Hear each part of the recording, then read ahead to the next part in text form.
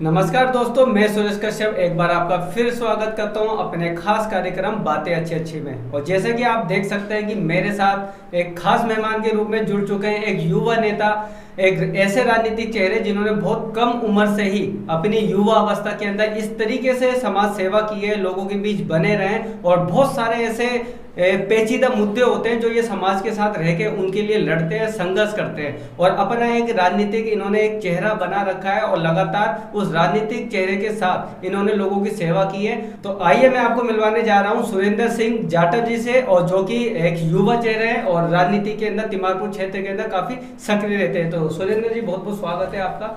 नमस्कार सुरेश भाई, मैं सबसे पहले तो आपका धन्यवाद करता हूं कि आपने मेरे को यहाँ बोलने का मौका दिया, यहाँ पर बुलाया।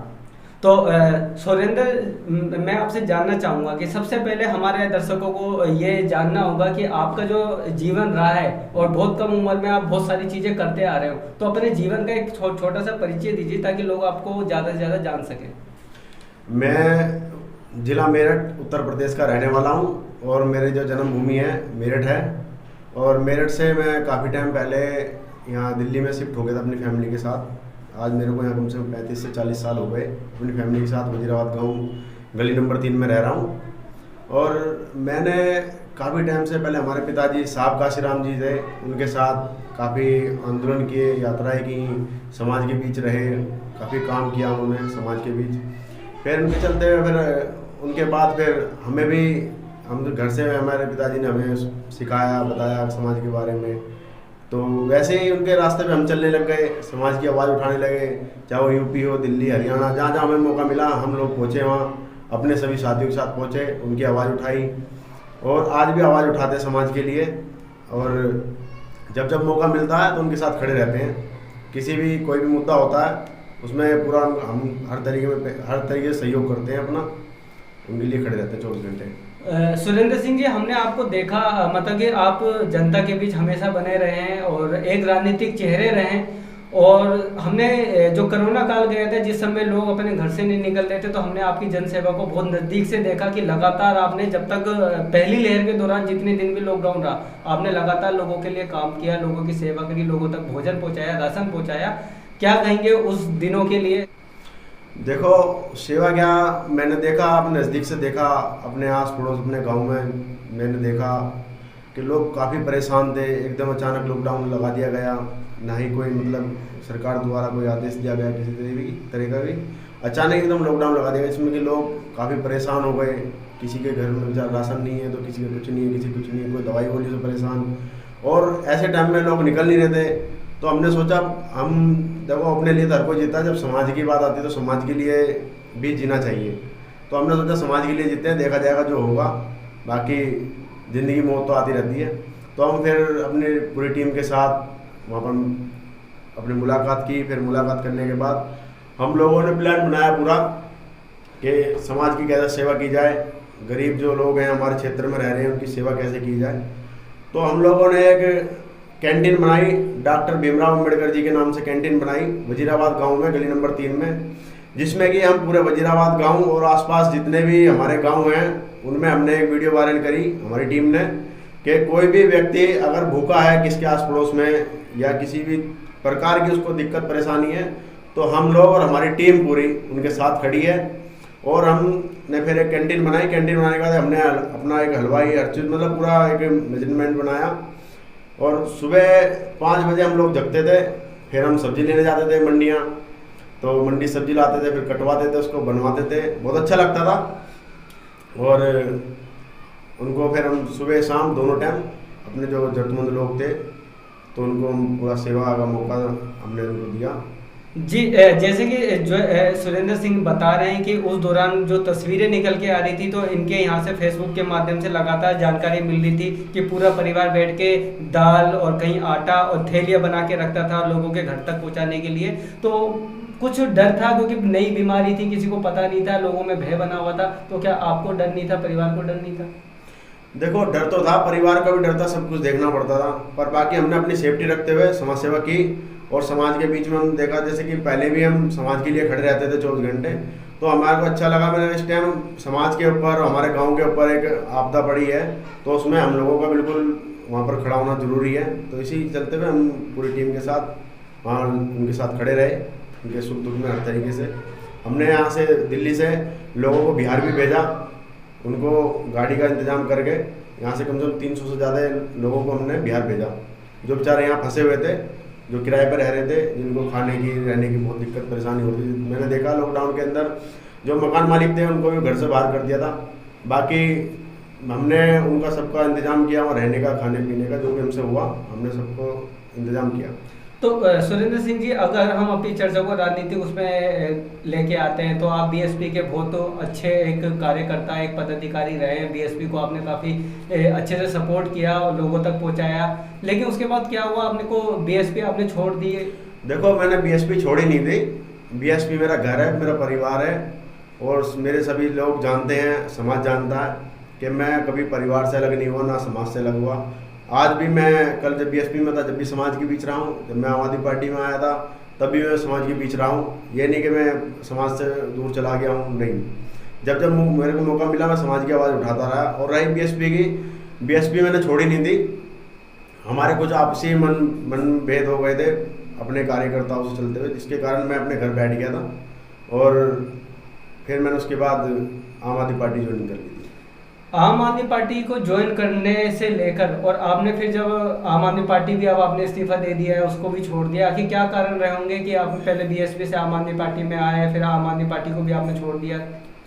देखो, आम आदमी पार्टी में हम इसलिए आए थे कि हमें लगा कि चलो कोई नहीं, अपनी भाई हम समाज सेवा करते हैं, समाज के लिए खड़े रहते हैं, तो चलो कोई नहीं, पार्टी में, आम आदमी पार्टी के अंदर रह के हम यहाँ भी समाज सेवा कर सकते हैं।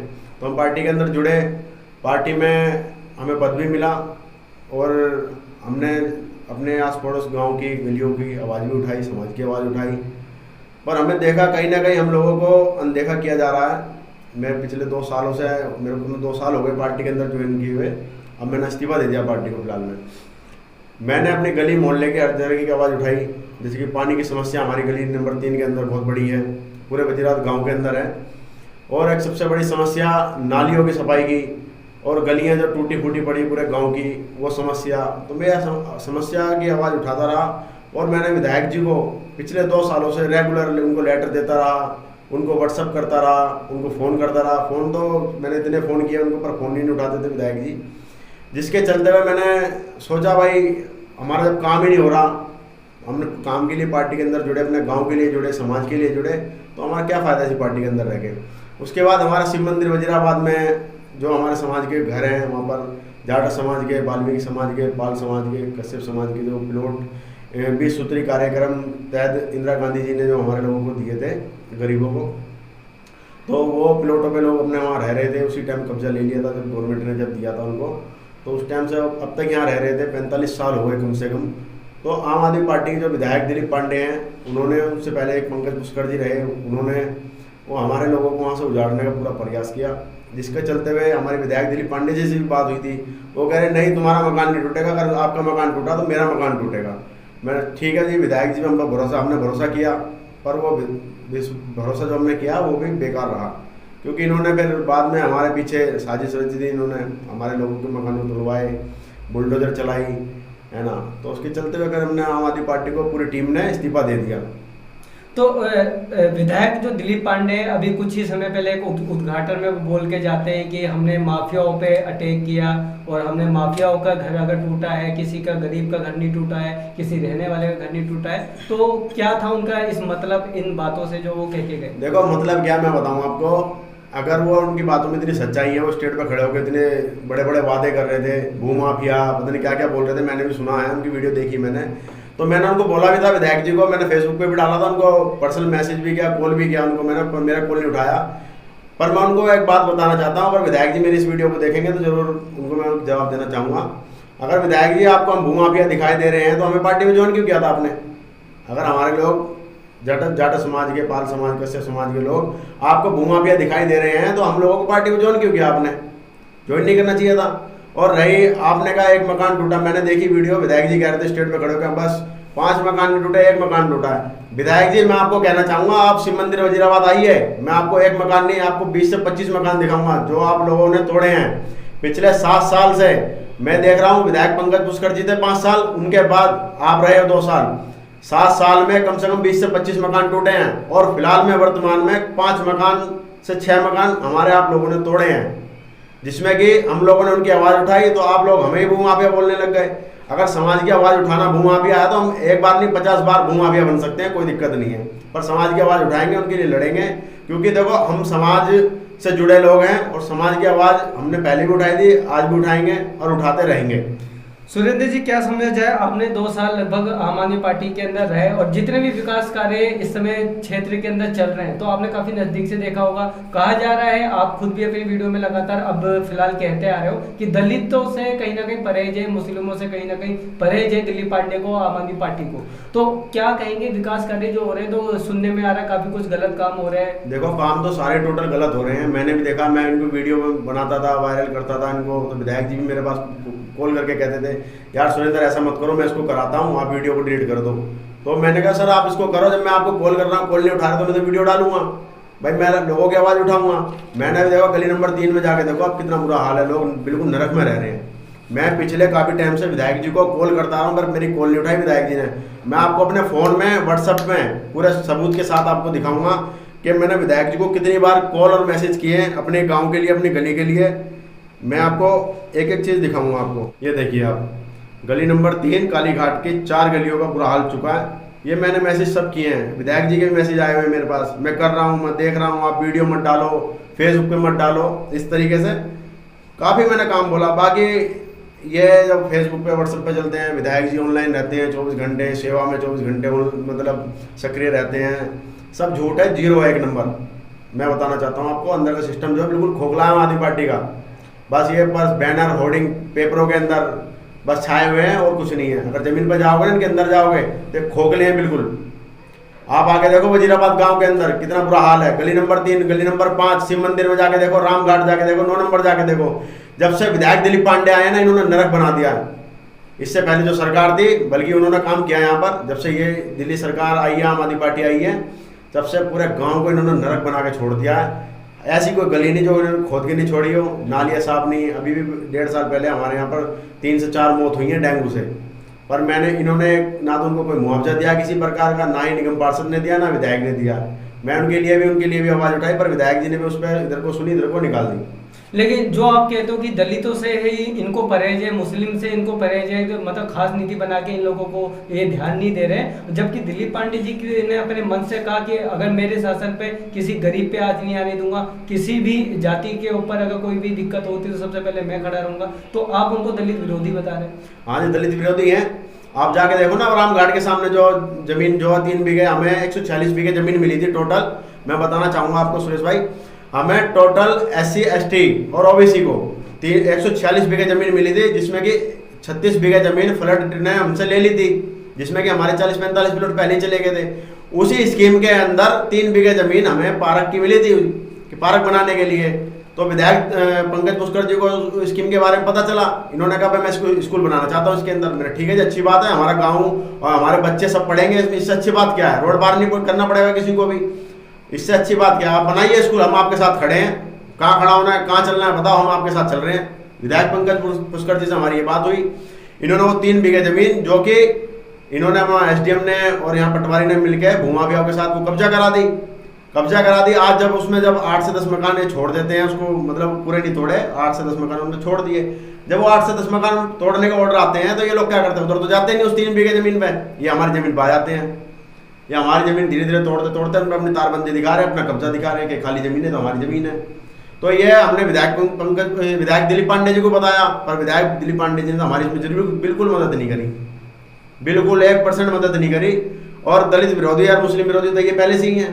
आप जाके देखो ना 9 नंबर गली के अंदर कितना नरक कर रखा है इन लोगों ने, एक काम नहीं किया आज तक, एक काम भी, है ना। और रामघाट में जाके देखो, सारी गलियां खुद ही पड़ी हैं, कोई भी गली इन्होंने आधी नहीं पूरी नहीं बनाई, कोई बना दी 10 फुट की बना दी, कोई 15 फुट की बना दी, ये हाल इन्होंने कर रखा है। तो अब आपको पता है कि दिल्ली में आम आदमी पार्टी 2 बार पूरे बहुमत के साथ बैठी है, सरकार बना रही है।